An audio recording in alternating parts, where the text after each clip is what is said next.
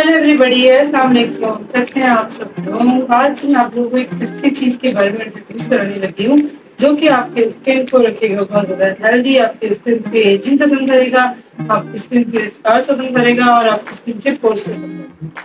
तो आप लोग सोच रहे होंगे कि स्कार्स कैसे खत्म करेगा आपके अपने फेस पे, क्योंकि मेरे फेस होते रहते हैं और मुझे एक्नी आती रहती है, जाती रहती है, स्कार्स होते रहते हैं। ये सिर्फ मुझे आया है ग्रीन प्लस हर्ब्स की तरफ से, जिसका नाम है फंगिक प्लस।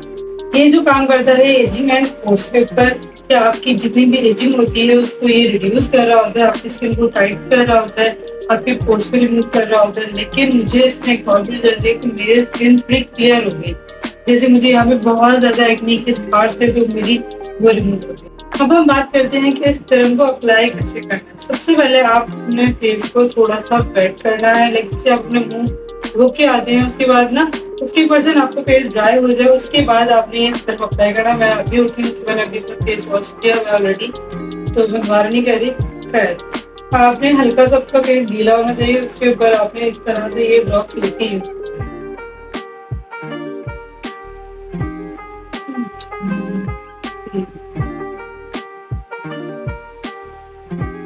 इसको इस तरह से ना डैब डैब मोशन पे लगा।